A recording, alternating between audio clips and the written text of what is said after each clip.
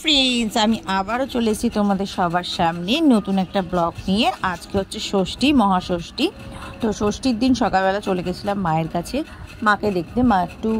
মায়ের একটু শরীরটা খারাপ ছিল বলে মাকে দেখে এসেছিলাম। মানে সকালবেলাই পৌঁছে যাব মায়ের কাছে, ট্রেনে করে যাচ্ছি মায়ের কাছে। আর চারধারে যে এত সুন্দর গাছপালা সব দেখতে দেখতে যাচ্ছি তো, এবং তোমাদের সাথে সবটাই শেয়ার করছি। কেমন লাগছে তোমরা বলো। আর এই মায়ের কাছে গেছি, আর যখনই মায়ের কাছে যাই আমি কলা পাতার মধ্যে আমরা ভাত খেতেই থাকি। তো তারপরে বিকেলবেলা মানে কি রাত্রেবেলা চলে গেছিলাম আমি, আমার হাজবেন্ড এবং আর আমাদের ভাইপোকে নিয়ে চলে গেছিলাম একটা মণ্ডপে, ছোট মণ্ডপটা দেখতে চলে গেছিলাম, ঠাকুর দেখতে। তো যাবো না করে চলেই গেছিলাম। তো ওখানে গেলাম, গিয়ে একটু ঠাকুর দেখলাম, একটু ছবি তুললাম এবং কিছু খাওয়া দাওয়াও করলাম। তো খুবই খিদে পেয়েছিল। তো সারা জায়গায় এত ভিড়, আর ঠাকুর দেখার সেরকম মজা আর নেই লাইন দিয়ে ঠাকুর দেখার। তো ফাঁকা এই একটাই মণ্ডপ দেখে একটু ফুচকা খেলাম। ফুচকা যখন খাবো তোমাদের সাথে সেটাও শেয়ার করব। একটু ফুচকা খেলাম, একটু কাবাব খেলাম। তো এই দেখো, আমার ভাইপোর সাথেও ছবি তুলছিলাম, তো একটু ভিডিও করে নিচ্ছিলাম। আর আরেকজনকে দেখো, সে ভেবেছে আমি ছবি তুলছি, এও ভেবেছে আমি ছবি তুলছি। তো এই দই ফুচকা এক প্লেটে দই ফুচকা নিয়ে নিয়েছিলাম, সবাই মিলে খেলাম, অনেকই মজা হলো।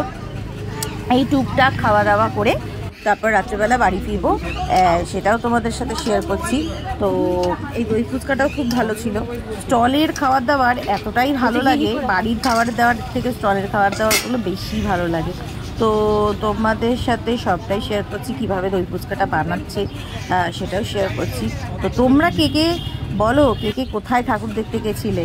তো বন্ধুরা তোমরা কিন্তু সবটাই শেয়ার করো, আর কমেন্টস বক্সে কিন্তু লিখো তোমরা কে। এই যে আমার বরকে দেখো, সে জ্ঞান দিচ্ছিল এদিক দিয়ে গেলে ভালো হয়, ওদিক দিয়ে। এই দুটিতে মিলে বকর করেই যাচ্ছিল, এদিক দিয়ে পাবো না ওদিক দিয়ে পাবো না। তারপরে দই ফুচকা খাওয়া হয়ে গেছে, দই ফুচকা খেয়ে তারপরে আমরা কাবাবও খেতে এসেছিলাম। তো কী খাবো ভালো লাগছে না, কিছু তো একটা খেতে হবে।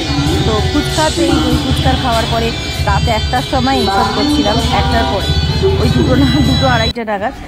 তো একবার ভাবছি এই খাবো বলে তারপরে কাবাব খেলাম। তবে এই মকটেল কাউন্টারে চলে গেছিলাম।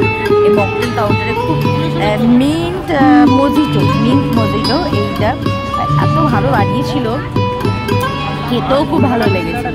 তো কিভাবে বানাচ্ছে সেটাও তোমাদের সাথে শেয়ার করে দিলাম, ছবিগুলো সবই তোমাদেরকে এই ভিডিওর সাথে লিঙ্ক করে দিলাম। তো তোমাদের যদি ভিডিওটা ভালো লেগে থাকে বন্ধুরা, লাইক, কমেন্ট অ্যান্ড সাবস্ক্রাইব করতে কিন্তু আমার ভিডিওটা ভুলো না। তো এটা ছিল ষষ্ঠীর ভিডিও।